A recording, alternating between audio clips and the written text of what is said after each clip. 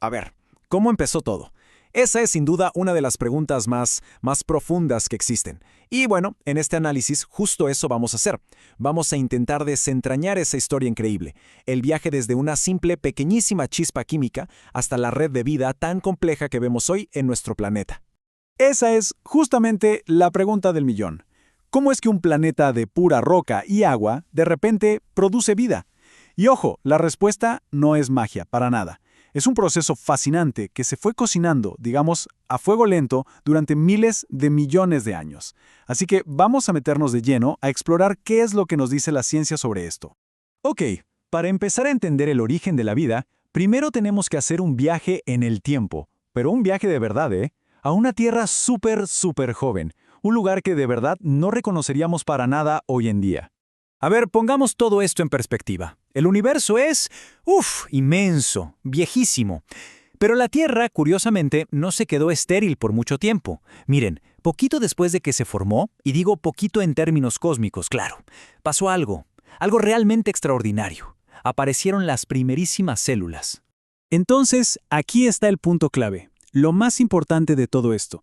La ciencia nos explica que la vida no apareció de la nada. No, surgió a partir de los ingredientes que ya estaban aquí, en el planeta. Rocas, agua, un montón de compuestos químicos. Y todo regido por las leyes de la física. O sea, no hace falta buscar explicaciones sobrenaturales.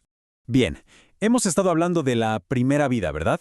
Pero, a ver, ¿qué significa exactamente estar vivo? Porque antes de seguir, necesitamos poner las cosas en claro. Hay que tener una definición, una que nos ayude a separar lo que está vivo de lo que no, como una roca. Y aquí está la clave. Resulta que para que algo se considere vivo, tiene que cumplir dos condiciones sí o sí. La primera, metabolismo. O sea, que pueda intercambiar materia y energía con lo que lo rodea, como comer. Y la segunda, que es fundamental, la reproducción. Tiene que ser capaz de crear copias de sí mismo. Esto nos lleva a una pregunta clásica. ¿Qué pasa con los virus? ¿Están vivos? Bueno, aquí se aclara esa duda. Un virus por sí solo es como un cristalito, inerte. Es solo una partícula. ¿Por qué? Porque no puede hacer nada por su cuenta. Necesita, literalmente, secuestrar la maquinaria de una célula viva para poder cumplir esas dos condiciones, metabolizar y replicarse. Por eso se dice que están como en una zona gris, ¿no? Justo en el límite de lo que llamamos vida. Y esta idea que sigue es monumental, de verdad. La ciencia lo que sugiere es lo que se llama un origen monofilético de la vida.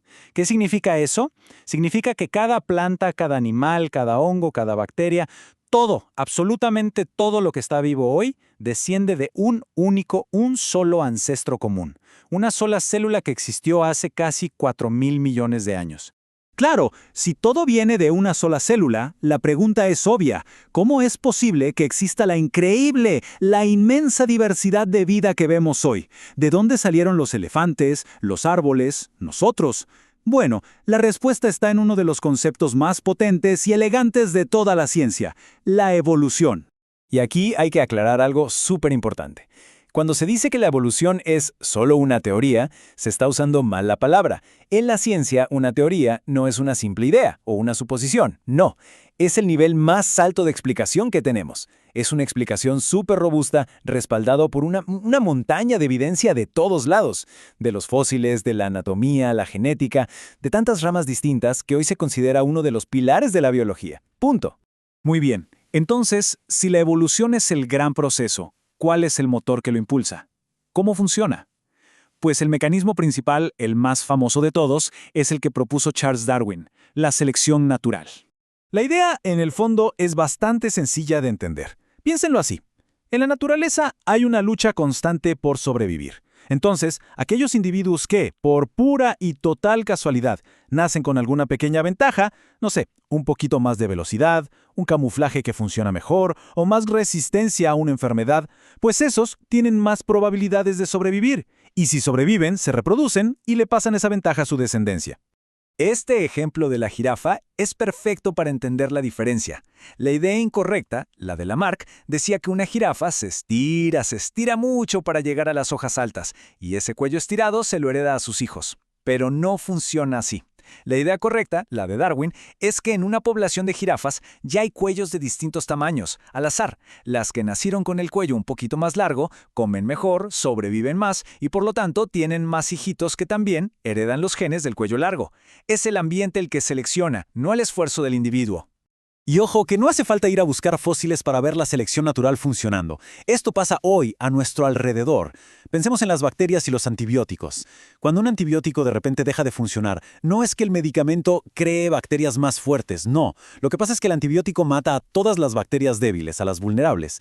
Pero si por pura casualidad había unas poquitas que ya tenían una mutación que las hacía resistentes, esas son las que sobreviven y se multiplican, y de repente toda la población es resistente. Pasa lo mismo con los insecticidas. Pero bueno, la selección natural es súper poderosa. Sí, pero no es la única fuerza en este juego, porque no siempre se trata de ser el más apto o el mejor adaptado. A veces, la evolución ocurre simplemente por tener suerte.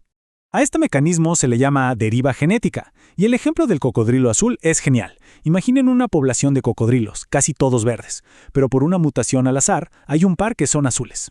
De repente, ¡pum!, explota un volcán, y por pura mala suerte la lava arrasa con casi todos los cocodrilos verdes.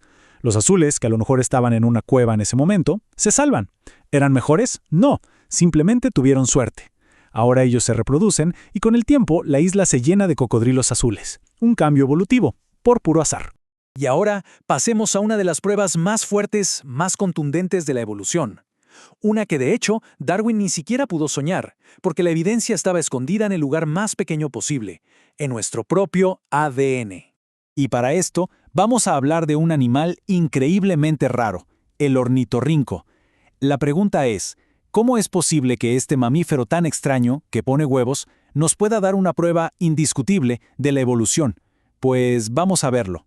Es que este animal es un verdadero rompecabezas. A ver, tiene pelo y produce leche. Ok, eso es de mamífero. Pero pone huevos y tiene veneno. Eso suena más a reptil. Entonces, ¿qué es? Durante años fue un debate tremendo entre los científicos. La clave para resolver el misterio, como dijimos, estaba en su ADN. Y el gran momento llegó en el año 2008.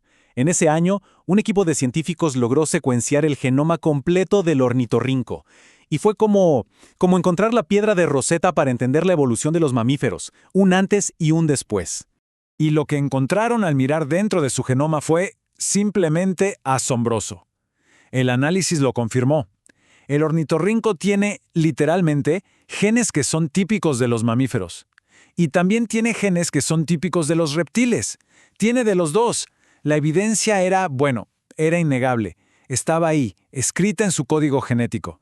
Por eso se dice que el ADN del ornitorrinco es como un fósil genético. Es un eco viviente, una prueba que está en el presente de esa larguísima historia evolutiva. Y lo mejor es que confirma, por una vía totalmente distinta a los fósiles, que los mamíferos, y sí, ahí estamos incluidos nosotros, evolucionamos a partir de ancestros reptiles. Entonces, este es el punto crucial, la idea con la que nos tenemos que quedar. La evolución no es solo una historia de jirafas o de dinosaurios.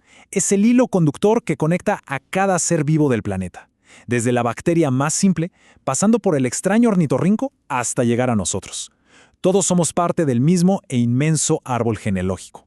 Bueno, hemos recorrido un camino larguísimo, desde esa primera chispa química hasta la asombrosa diversidad de la vida que vemos hoy. Pero claro, entender todo este proceso nos deja con una pregunta final, ¿no? Una pregunta fascinante. ¿Dónde comienza la historia humana dentro de toda esta gran narrativa? ¿Cuál es nuestro capítulo? Pero bueno, quizás esa historia la dejemos para otro momento.